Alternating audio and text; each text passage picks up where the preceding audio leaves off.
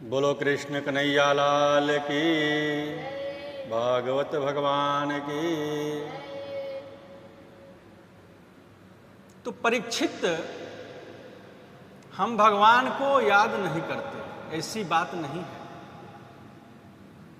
बहुत याद करते हैं, लेकिन कब याद करते हैं? जब संकट आता है, जब संकट पड़ती है तभी भगवान याद आते हैं। सुख में भगवान याद नहीं आते हैं। सुखी रहते हैं ना तो सब भूल जाते हैं, भगवान की विस्मृति हो जाती है और दुख में याद करते हैं।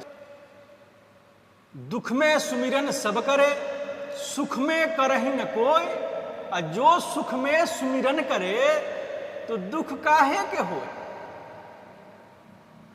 परमात्मा की याद सुख से ज्यादा करो, परमात्मा की याद सुख में ज्यादा करो तो दुख आएगा ही नहीं। एक बात मुझे यहां स्मरण हो रही है राजन, कि एक पर्वत था,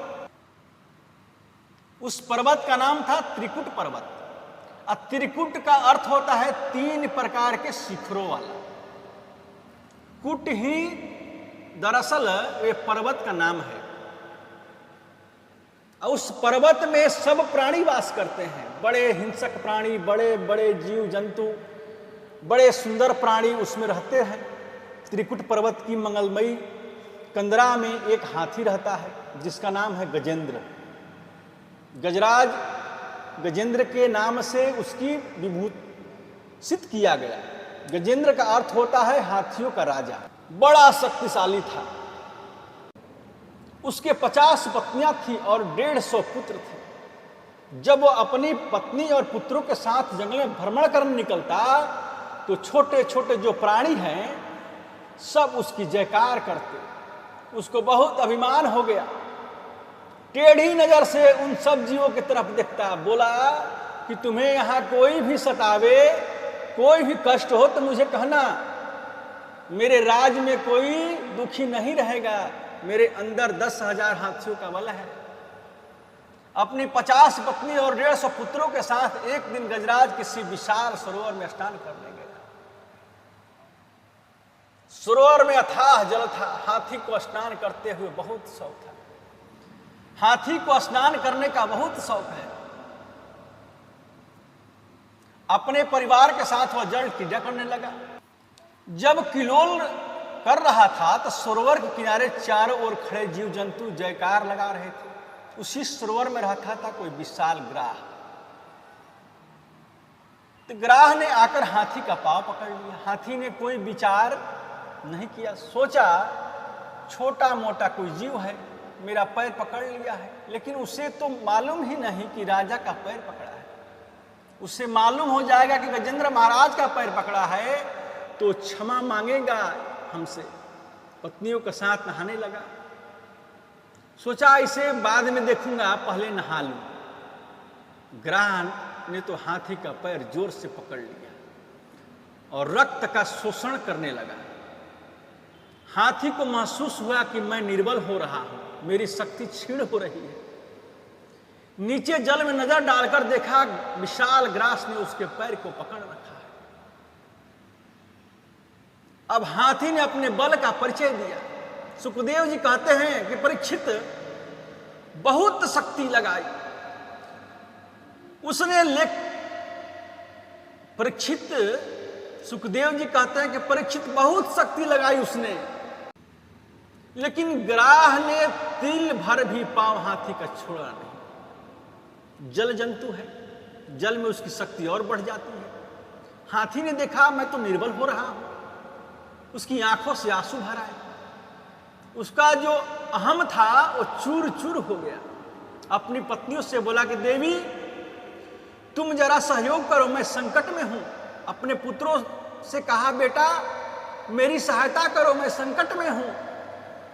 पत्नी और बच्चे सब स्नान छोड़कर आए और हाथी के सूंड से सूंड मिलाकर खींचना शुरू किया।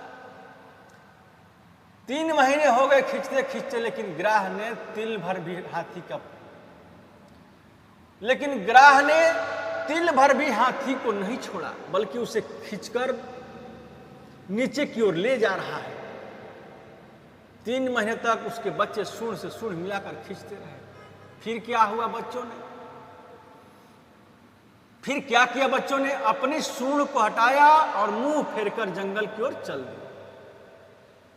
गजराज पुकारता है, बच्चे मुझे ऐसे संकट में छोड़कर कहां जा रहे हो? गजेंद्र के बच्चों ने कहा, पिताजी अब हम भी थक गए हैं, आप तो भीतर से निकलते नहीं। गजराज ने अपनी पत्नियों से कहा, देखा तुमने, जिन पुत्रों को मैंने प्राणों से बढ़कर प्रेम किया, वे पुत्र मुझे संकट में छोड़कर चले गए। बेचारियां पत्नियां 10-5 दिन तक और खींचती रही, वो और नहीं खींच पाई। उन्होंने भी अपने सूंड हटाई और चल दी। गजराज उसको पुकारता रहा। बच्चे भी चले गए, पत्नियां भी चली गई। गजराज के नेत्रों से आंसू भी प्रवाहित हो रहा है। मन में सोचने लगा कि मैं कितना ना समझू हूं, जिन पत्नियों और बच्चे के प्राणों से बढ़कर मोह किया, स्वयं तकलीफें सहकर जिसको पाल पोसकर बड़ा किया, मेरी अपनी संकट की घड़ी में आज सब मुझे छोड़कर चले गए। संसार के लोगों से क्या सहायता मांगू? सहायता ही मांगनी है तो मेरे गोविंद से ही मांगू, उनसे क्या मांगना? हाथी ने अपनी आंखें बंद कर ली। अब उसकी शक्ति क्षीण हो चली थी। ग्रास तो उसे खींचकर नीचे अथाह जल में ले जा रहा था। अथाह जल में ले जाना चाहता है, लेकिन गजेंद्र ने अपनी सूंड के ऊपर उठाकर प्रभु का स्तवन किया।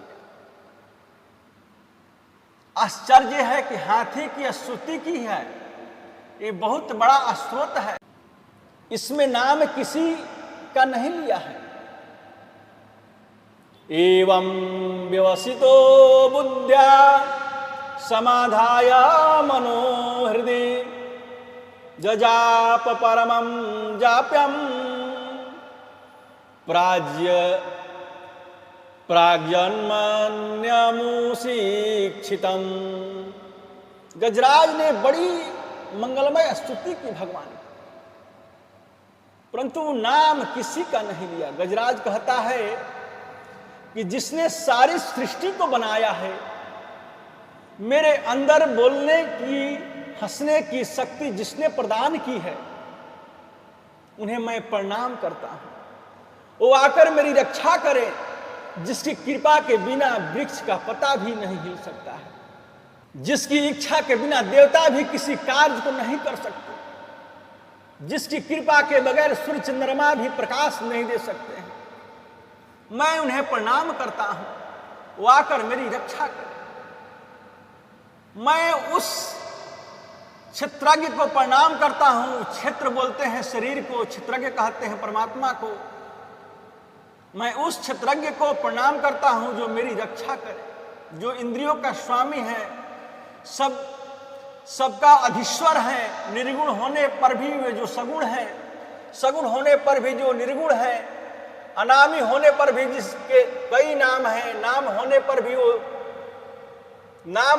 भी जो अनामी है, अवतार है, अवतार लेकर जो अजन्मा है, और अजन्मा होकर भी जो अवतार लेता है, मैं उस परब्रह्म को प्रणाम करता हूं।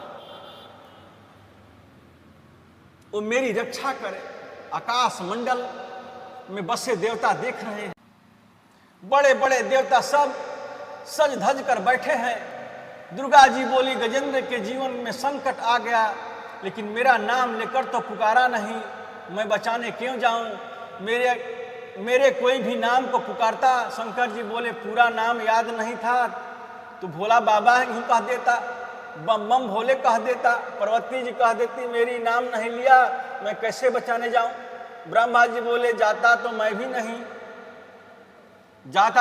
नहीं हूं, मेरा नाम नहीं पुकारा। सब देवता प्रतीक्षा में है, हमारा नाम ले और हम रक्षा करने जाएं। लेकिन मेरे गोविंद ने सोचा कि जो किसी का नाम नहीं, वो मेरा ही नाम है। गजराज संकट में पड़ा है, बचाने के लिए गया तो डूब जाएगा। बचाने नहीं गया तो डूब जाएगा, मर जाएगा। नारायण भगवान ने कहा, गरुड़, गजेंद्र के जीवन में संकट आ गया है, जल्दी चलना है, गजेंद्र को बचाना जरूरी है। लेकिन उसी समय गरुड़ के मन में अभिमान आ गया। गरुड़ ने कहा, बिना मेरे नारायण भगवान का भी काम नहीं चलता। जहां शीघ्र पहुंचना होता है मेरी पीठ पर विराज कर ही चलते हैं। त्रिलोकीनाथ को उड़ना कोई हंसी खेल है क्या? तीनों लोकों के स्वामी उड़ाकर ले जाता हूं, इतनी शक्ति मुझ में है। तभी तो ऐसा अभिमान हो गया गरुड़ जी को। भगवान ने सोचा कि गजेंद्र के बाद में बचाएंगे, पहले गरुड़ को ही बचाना है, जो अभिमान में फंस गया। तो अभिमान रूपी ग्राह ने गरुड़ को पकड़ लिया। भगवान ने कहा कि गरुड़ जल्दी चलो, गजेंद्र को बचाना है। गरुड़ ने कहा, आ रहा हूं भगवान, आने में थोड़ा समय लग जाता है। भगवान बोले कि अभिमान हो गया इसे। भगवान ने गरुड़ जी के पास बुलाया। जब गरुड़ जी पास आ गए तो भगवान ने अपनी कन्नी अंगुली को गरुड़ के पीठ पर रख दिया। भगवान ने अपनी कन्नी अंगुली को गरुड़ के पीठ पर रख दिया और बोले, उड़ो। गरुड़ जी बोले, आप मजाक मत कीजिए, पूरे बैठ जाइए तभी उड़ूंगा। भगवान बोले, आज मेरी अंगुली को उड़ा कर देखो। महाराज गरुड़ जी के पंख फड़फड़ाना शुरू किया। आदरणीय सुखदेव जी कहते हैं कि गरुड़ के पसीने पसीने हो गया, लेकिन भगवान की उंगली को तिल भर भी उठा नहीं सका। भगवान बोले, अभिमान करता है, मैं त्रिलोकीनाथ को लेकर उड़ता हूं, क्या शक्ति है तुम्हारी? स्वयं अपने पंजों में तुम्हें दबाकर मैं ही उड़ता हूं, तुम मुझे क्या उड़ाओगे? अभिमान चूर चूर हो गया गरुड़ का। भगवान गरुड़ पर सवार होकर आए। इधर हाथी एकदम घबरा गया था। हाथी को लगा कि अब मुझे कोई बचा नहीं सकता है, मैं मर जाऊंगा। ग्राह ने हाथी को इतना खींचा कि तिल भर सूंड ही बाहर रह गई थी। इतने में गजेंद्र ने देखा गरुड़ पर आरूढ़ होकर भगवान श्रीमन नारायण आ रहे हैं। सोन्तः सरसुरुबलेन गृहीत आर्तो दृष्ट्वा गरुत्मति हरं खाउपात चक्रम् उत्क्षिप्य साम्बुजकरं गिरिमाह कृच्छान् नारायणाखिल गुरो भगवन् नमस्ते। अब तक उसने नाम नहीं लिया और जैसे ही नारायण भगवान को गरुड़ पर आते हुए देखा, तुरंत कमल के फूल को तोड़ लिया और उस कमल के फूल को गोविंद के चरणों की ओर चढ़ाकर बोला, हे नारायण, हे अखिल गुरु, आपको बारंबार प्रणाम करता हूं। भगवान ने उसकी सूंड को पकड़कर बाहर खींचा, उसके साथ ग्राह भी खींचा, चलाया। अपने दिव्य सुदर्शन चक्र से ग्राह के सिर को धड़ से अलग कर दिया। तो इस कथा को कहने का मेरा तात्पर्य क्या है परीक्षित, कि सुनरी मैंने निर्बल के बलराम। सारे बल व्यक्तियों के जब क्षीण हो जाते हैं, कोई बल उसका काम नहीं करता, कोई बल उसके सामने नहीं आता, तो हार कर गोविंद को पुकारता है। गजेंद्र ने जब कन्हैया का नाम को गाया, मेरे नारायण प्रभु ने आकर बचा लिया। यदि पहले ही पुकारता तो ये संकट आता ही क्या। लेकिन एक प्रश्न है परीक्षित बोले, क्या बात है? बोले कि गज को उबारा है कि ग्राह को उबारा है? अब ये बताओ परीक्षित कि भगवान ने गजराज को बचाया कि ग्राह को बचाया? गजराज की मुक्ति की या ग्राह की मुक्ति की? क्योंकि भगवान के हाथ से बचना भी मुक्ति और उसके हाथ से मरना भी मुक्ति। इसलिए गजेंद्र से भी पहले मुक्ति ग्राह को मिल गई। आज उस ग्राह को मोक्ष मिल गया, गजराज को प्रभु ने बचा लिया। मैं तुमसे एक कह रहा था कि परीक्षित के विश्वास को जीवन में अपनाओ, परमात्मा को कभी भूलो नहीं, हमेशा भगवान मेरे साथ में है, ये विश्वास मन में जगाओ। प्रभु के चरणों में चढ़ जाए, वो भूलकर भी कभी हमारे पैरों में न गिरे, ये प्रयास करें। दुर्वासा जी एक बार भगवान के धाम में गए थे। अब भगवान ने अपनी प्रसादी माला दुर्वासा जी को पहनाई और दुर्वासा जी उस माला को लेकर चले गए सीधे इंद्र के पास। इंद्र ने संत दुर्वासा को स्वादिष्ट भोजन करवा दिया और दुर्वासा जी ने वो प्रसादी माला इंद्र को पहना दी। हाथी ने माला को तोड़कर पैरों के नीचे धर दिया। तो जानते हैं परिणाम क्या हुआ? इंद्र को लक्ष्मी से भ्रष्ट होना पड़ा। इंद्र के पूरे राज्य को बलि ने छीन लिया। दैत्य लोग सम्राट बन गए। फिर देवताओं का लक्ष्य करके प्रभु ने समुद्र मंथन करवाया, बासुकी नाग को बनाया रस्सी और मंदराचल पर्वत को बनाया रई। समुद्र का मंथन आरंभ हुआ, लेकिन उसमें से तो अमृत निकलना तो दूर, जहर निकल पड़ा। उस जहर को मेरे शंकर भगवान ने पान किया। इसके बाद कामधेनु नाम की गाय निकली, जो गाय देवताओं ने ऋषियों को दान कर दी। गाय के बाद सुंदर धनुष निकला, चंद्रमा निकला, कई प्रकार के रत्न निकले, कई प्रकार की अप्सराएं निकली। लक्ष्मी का प्रकट हुआ, जो श्रीमन नारायण की भार्या बनी। अमृत कलश को लेकर वे धन्वंतरी निकला। दैत्य लोग छुड़ाकर अमृत ले गए। तो भगवान मोहिनी बनकर आए और अमृत समस्त देवताओं को पिलाकर दैत्य को परास्त किया। शंकर जी उस रूप को देखने आए और देखते ही रह गए। मेरे कहने का तात्पर्य क्या है कि सेवा के कई अपराध होते हैं। नाम जप को भूलना सेवा का अपराध है।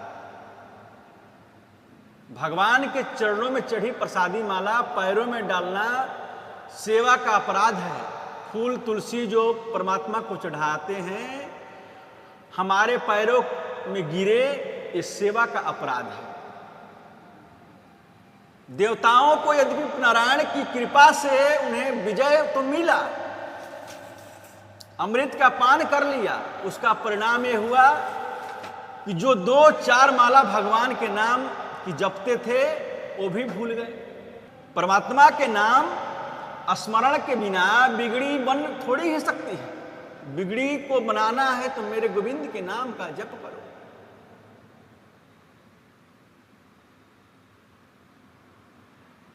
तेरी बनी जाएगी गोविंद गुण गाने से।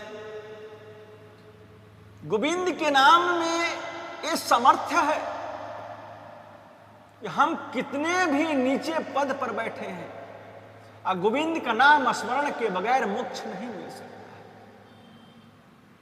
इसलिए चैतन्य देव ने कहा है कि परमात्मा के नाम से बढ़कर मुक्ति का कोई साधन नहीं है।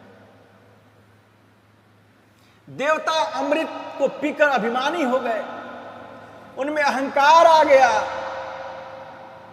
और गोपाल को भूल गए। कल्याण होगा कैसे? प्रहलाद जी के पौत्र जो बलि महाराज हैं, जो दैत्यों के राजा हैं, उन बलि महाराज को परम संत कहते हैं। 12 भगवतों में बलि का नाम आता है। पिछली कथा में बताए थे आपसे कि 12 भागवत में बलि महाराज का भी नाम है। बलि महाराज ने अपने गुरु शुक्राचार्य को प्रणाम किया और बोले, गुरु जी, देवताओं से हम परास्त हो गए। गुरुवर ने बताया कि देवताओं ने अमृत पान किया है, इसलिए हम उन्हें मार नहीं सकते, लेकिन क्या हरा भी नहीं सकते। आचार्य शुक्राचार्य ने कहा कि राजन, अमृत पान करने वाले देवताओं को यदि परास्त करना है तो 3 बातें को जीवन में अपनाओ। वो 3 बातें क्या है कि गौ की सेवा प्रथम, गुरु सेवा, और संत सेवा। गौ सेवा तो प्रत्येक व्यक्ति को करनी चाहिए। आप यदि 5 बार मंदिर नहीं जाएं तो चलेगा। आप 10 घंटे रोज बैठकर भजन नहीं कर सकते तो भी चलेगा, लेकिन आप यदि गौ सेवा नहीं करते तो नहीं चलेगा। गौ सेवा तो होनी ही चाहिए। गाय के शरीर में 33 करोड़ देवताओं का वास है, ऐसा शास्त्र कहते हैं। बलि महाराज ने गाय की बड़ी निष्ठा से पूजा की, गुरुदेव ने पूजा की, गुरुदेव की पूजा की, अतिथि का सत्कार किया। एक दिन शुक्राचार्य ने कहा, बलि स्वर्ग पर चढ़ाई कर दो, मेरा आशीर्वाद है, तुम्हें विजय की प्राप्ति हो। बलि महाराज ने सेना को साथ में लेकर स्वर्ग पर चढ़ाई कर दी। स्वर्ग ही नहीं, बलि ने त्रिलोक को अपने कब्जे में ले लिया। त्रिलोकी के सम्राट बन गए राजा बलि। बलि महाराज त्रिलोकी के राजा बने। इनकी मन स्थिति बन गई कि देवता मारे मारे फिरने लगे। पुत्र के जीवन में संकट आता है तो सबसे ज्यादा कष्ट होता है मां को। मां से बढ़कर और किसी को कष्ट नहीं होता है। मां का पुत्र के प्रति जो स्नेह होता है वो किसी का किसी के प्रति नहीं हो सकता है। देवराज इंद्र और देवताओं की मां का नाम है अदिति। माता अदिति अपने महल में आकर उदास बैठी है, शांत बैठी हैं। भगवान श्री कश्यप ने माता अदिति से पूछा कि देवी, आजकल आप इतनी उदास क्यों रहती हैं? क्या बात है? आपका पूजा पाठ नित्य चल रहा है कि नहीं चल रहा है? क्योंकि जिसको रोज मंदिर जाने की आदत बनी है, वे एक भी दिन नहीं जा सकते तो उसका मन उदास हो जाता है। जिस लोगों को नियम से माला जाप करने की आदत है, जिस दिन उसका जाप पूरा नहीं होता उसे दिन भर कुछ अच्छा नहीं लगता है। इसलिए भगवान कश्यप ने माता अदिति से पूछा कि सब ठीक तो है? माता अदिति बोली, सब प्रकार का आनंद है, कोई कमी नहीं है। मेरी उदासी का मूल कारण एक है, मेरे पुत्र देवताओं के स्वर्ग को राजा बलि ने उनसे छीन लिया है। देवताओं के स्वर्ग को ही क्या, तीनों लोकों को बलि ने अपने कब्जे में ले लिया। यही मेरे दुख का कारण है। हे भगवान, मैं अनहित किसी का नहीं करना चाहती, किसी को मारना नहीं चाहती। ऐसा कोई पुत्र मेरे घर जन्म लेकर आए, मेरे पुत्र इंद्र के स्वर्गादि सुख को वापस उसे दिला देवे। ऐसा कोई बुद्धिमान बालक मेरे घर जन्म ले। कितने संकट की बात है। आज मेरे पुत्र इंद्रादि मारे मारे भटक रहे हैं। भगवान कश्यप ने अपनी पत्नी को समझाया, क्व देहो भौतिको नात्मा क्वचात्मा प्रकृते परः कस्य के पति पुत्र धा मोह एव ही कारणम। देवी, कौन किसका पुत्र, कौन किसकी माता, ये मोह ही एकमात्र कारण है। मोह से ही जीव की ऐसी परिस्थिति बन जाती है कि हम हमारे घर में बैठे हैं, सामने सड़क पर 2 बच्चे धूल में खेल रहे हैं, एक पड़ोसी का और एक मेरा। मैं अपने पुत्र को बुलाऊंगी, बेटा भीतर आ जाओ, धूप तेज है, कष्ट होगा। पड़ोसी के पुत्र को कोई कष्ट हो, उसकी मुझे कोई परवाह नहीं। देवी, मैं और मेरा यही रुलाने वाली बात है। जब तक व्यक्ति के मन में मैं और मेरा नहीं होता, तब तक मोह नहीं हो सकता। माता अदिति बोली, यही तो बात है। आप मां होते तो समझते। पुत्र के जीवन में संकट आने से मां के हृदय में जितना कष्ट होता है, ये तो आपको कैसे समझाऊं। आप तो पिता है ना, आप नहीं समझेंगे इस कष्ट को। भगवान कश्यप बोले, चाहती क्या हो? मैं चाहती हूं कि मेरे घर ऐसा कोई बुद्धिमान पुत्र हो जो देवताओं के तीनों लोकों को लाकर उन्हें प्रदान कर दे। भगवान कश्यप बोले, देवी मैं तुम्हें 12 दिन का व्रत बताता हूं। ये फाल्गुन के शुक्ल पक्ष में व्रत किया जाता है, इसका नाम है पयोव्रत। प्रतिपदा से लेकर त्रयोदशी तक व्रत होगा। प्रातः जल्दी उठना, भगवान के चरणों में प्रणाम करना, यज्ञेश भगवान की स्तुति करना। यज्ञेश यज्ञ पुरुषाच्युत तीर्थपाद तीर्थस्रव श्रवण मंगल नामधेय आपन्नलेक ब्रिजीनोपसमोदयाद्य शमनः कुशीश भगवंसी दीननाथ। इस स्तुति का तुम नियमित जाप करोगी तो मुझे लगता है कि भगवान तुम्हारे घर पुत्र बनकर आएंगे। देखो, निष्ठा में ताकत है, विश्वास में प्रभु का वास है। माता अदिति ने बड़ी निष्ठा से व्रत किया। भगवान ने प्रकट होकर कहा, मां आपके पुत्र इंद्र के संकट को मैं समझता हूं, उसके कष्ट की निवृत्ति के लिए आपके घर पुत्र बनकर आऊंगा, मेरा विश्वास करो। उधर देवता लोग रोते रोते नारायण की शरण में गए। मेरे भगवान बोले, क्या हुआ?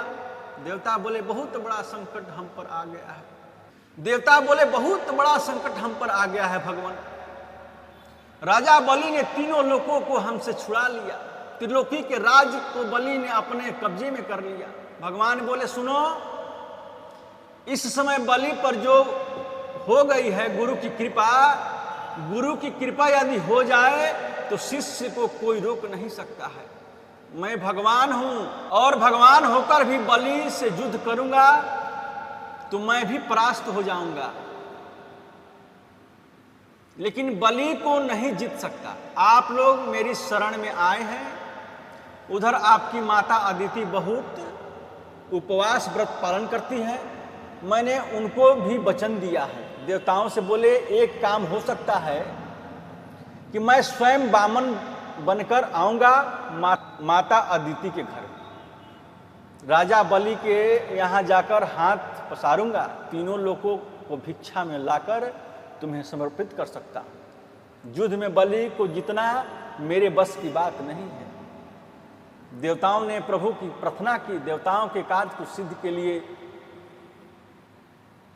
श्रृणाया श्रवणम द्वादश्याम मुहूर्ते भिजिति प्रभु सर्वे नक्षत्राराधा चक्रु अस्ताब्जम दक्षिणम। आपको एक बात बताऊं, ये भादो का महीना कुछ ज्यादा ही बढ़िया है। हमारी राधा रानी का अवतार किस महीना में हुआ है? भादो में हुआ है। मेरे कान्हा का अवतार किस महीना में हुआ? भादो में हुआ। तो मेरे कान्हा का अवतार किस महीने में हुआ? भादो में। बलराम जी का अवतार भी भादो में हुआ। वामन अवतार का प्रकट भी भादो में हुआ। सुखदेव स्वामी ने राजा परीक्षित को श्रीमद् भागवत कथा की भाद्र मास में सुनाई।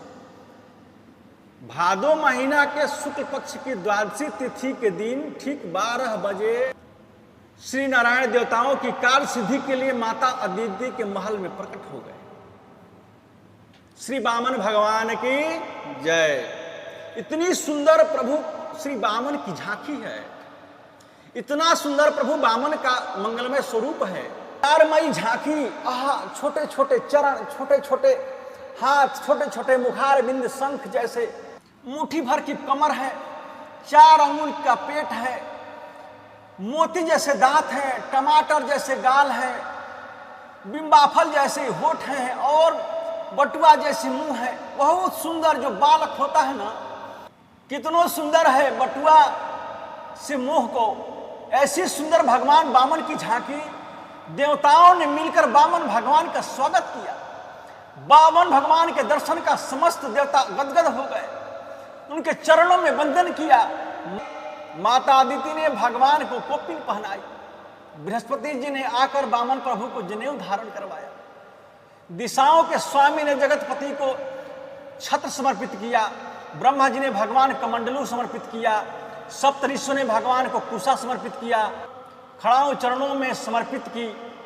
भगवती महादेवी ने भिक्षा पात्र में भिक्षा भर दी।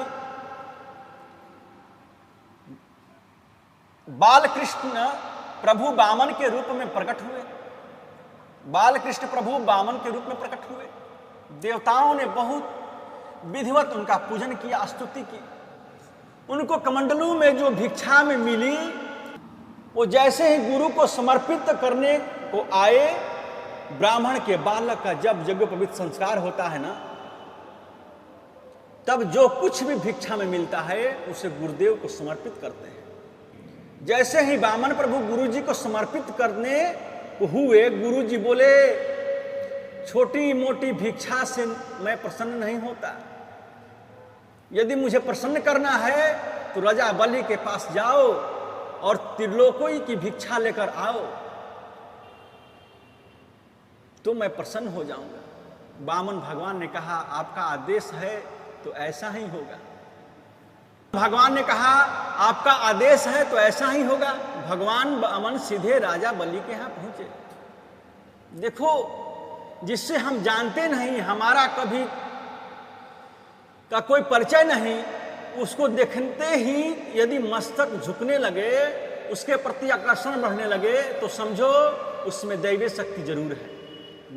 बलि महाराज के यज्ञ मंडप की ओर वामन भगवान आ रहे हैं। वामन का अर्थ कुल मिलाकर 52 अंगुल के हैं, बवने बनकर गए। राजा बलि के तो यज्ञ पर यज्ञ चल रहे हैं, सामने शुक्राचार्य जी आचार्य बनकर विराजे हैं। राजा बलि ने जैसे ही यज्ञ मंडप में से दूर से आते हुए भगवान वामन को देखा, अपने गुरुदेव से हाथ जोड़कर बोले कि गुरुजी, मुझे ऐसा प्रतीत होता है कि मेरे यज्ञ मंडप में साक्षात सूर्य भगवान आग रहे हैं। आचार्य शुक्राचार्य ने कहा कि राजन, सूर्य नहीं तो चंद्रमा तो अवश्य ही होंगे। इतना सुंदर स्वरूप तो हमने भी जीवन में कभी नहीं देखा। ऐसी मनोहर झांकी तो जीवन में पहली बार देख रहे हैं। आपस में गुरु शिष्य वार्ता कर रहे थे कि वामन भगवान नजदीक पहुंच गए। और वामन प्रभु को देखते ही राजा बलि खड़े हो गए। भगवान वामन को बहुत सुंदर स्वागत किया। स्वागतम ते नमस्तुभ्यं ब्रह्मन् किं करवाम ते, ब्रह्मर्षीणां तपः साक्षान् मन्ये त्वार्यपूर्धनम्। आपका बहुत बहुत स्वागत करता हूं भगवान। वामन का रूप देखकर गदगद हो गए राजा। जय बोलो कृष्ण कन्हैया लाल की। आगे की कथा कल की कथा में होगी।